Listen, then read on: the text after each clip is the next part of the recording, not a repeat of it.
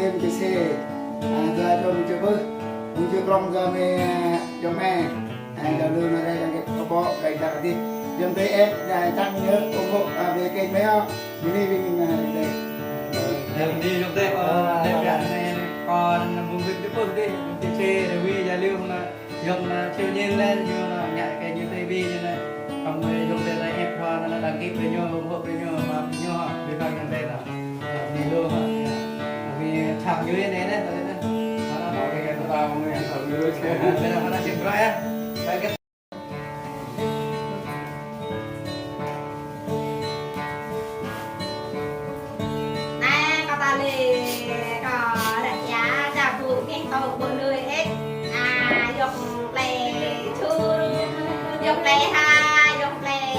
về rồi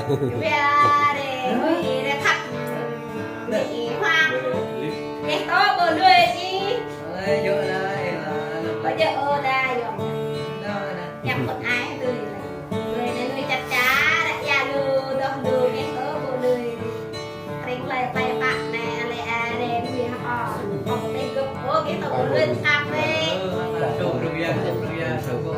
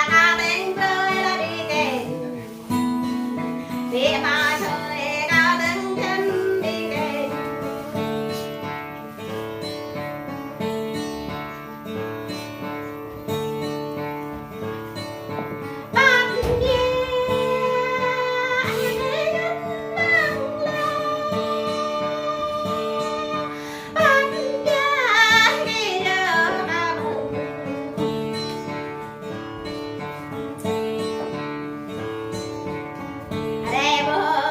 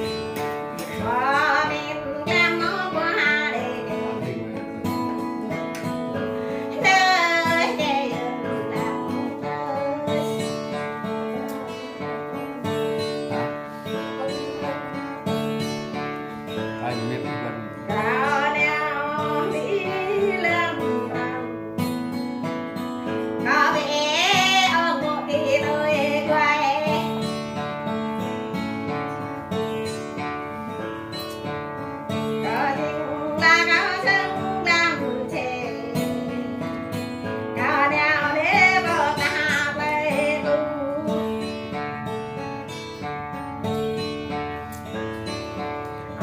men tháo đi tới men cao lệ quy đến là đời non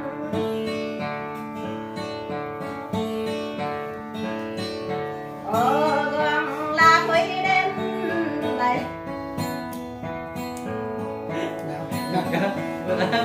nào, nào, đây. quên nhớ quên cái này